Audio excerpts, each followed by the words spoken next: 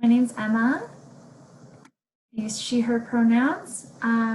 So if at any point you have any questions about this, just pop your hand up and we'll take a brief pause to get the questions answered for you. But what we will be talking about today is LGBT representation in early childhood. So what do I mean by that? So I'm looking at representation in two different forms. The first is representation of the child, and the second is representation of the family. And the last thing I wanted to address before we get into the rest of the presentation is just what I mean by early childhood. So for those of you that are familiar with the early childhood age designations in their titles, typically this refers from infancy to school age, or for those of you who don't know, that's about 0, so infant babies, to about the age of 7, which is when our school age bracket typically starts. It's around age 7. So in terms of age range, we're looking at approximately 0 to 7. And in terms of representation, we'll be looking at both the child and their family as two different sources of representation. So the first thing I wanted to look at was inclusivity in general and how that impacts the child and how that impacts the family and how that impacts early year settings. So the first thing I want to draw your attention to is this little graphic here in the corner. So in this little circle, we have 4 different foundations of the early years learning environment. So this is part of a document that was put together by the Ministry of Education in Ontario. If you're not familiar with the document, don't worry about it. I'm not going to go into it very much. I'm just wanting to draw your attention to these 4 foundations. So belonging, engagement, expression, and well-being. Inclusivity is deeply interconnected with the belonging and the well-being components of the early years education. So primarily what we'll be focusing on here is identity, and we'll be looking at how identity and exploration and a sense of belonging and self-esteem are all connected in the early childhood environment, and how those things are all connected to representation. So another category on that slide was expression. Children are so very expressive. We all know this. So their curiosity is absolutely infinite. So for early child educators, it is crucial to know that these children might be exploring gender identity of the opposite sex as an expression which they may outgrow, or they may come to accept. So we can never be 100% sure when a child is experimenting with expression for play and when they're experimenting with expression for identity. So it is our job to make our environment safe for them, regardless of what that turns out to be.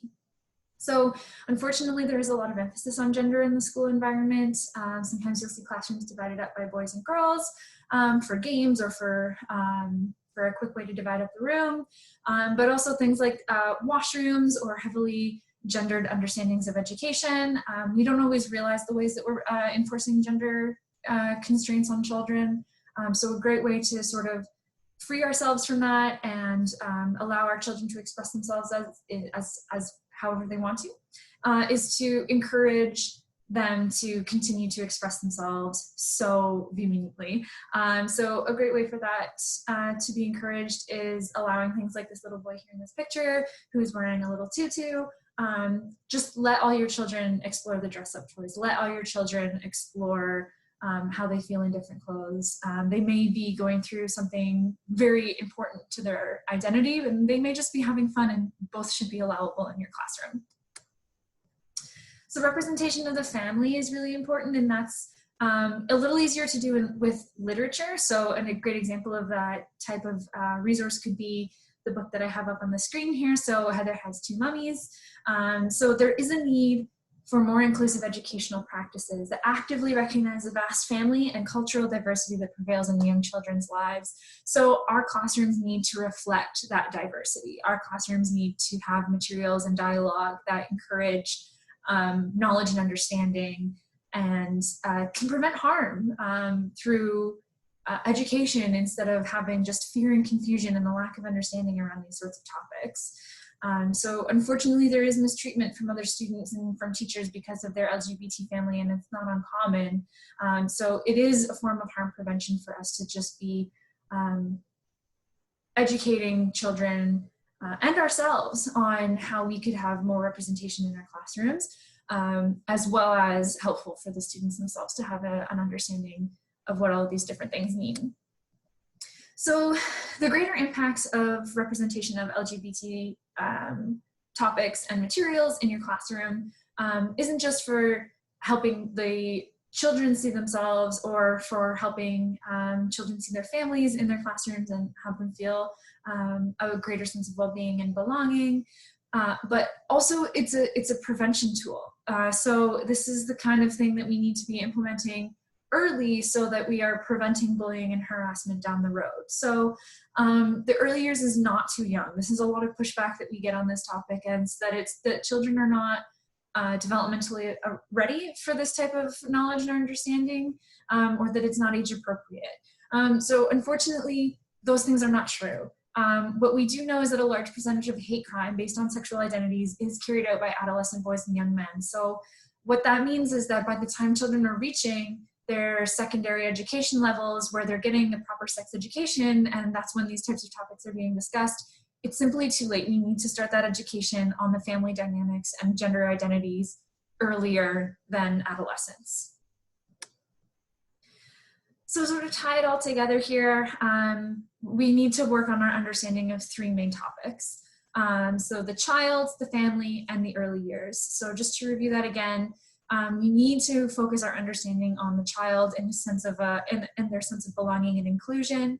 We need to focus on the family for diversity and safety, and that the early years is an essential time for this type of education to take place. It's not too early.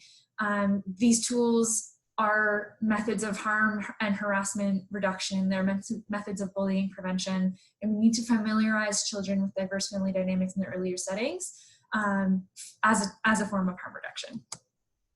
So lastly, I just wanted to provide a couple of resources. Bullying and harm resources, harm reduction resources, and inclusive materials are great ways to help combat and educate your children. The GLESN's partnership with the NAEYC's Elementary Toolkit from K-12 is an excellent resource, but most importantly, we need to normalize variety, teach open-mindedness, empathy, and inclusion.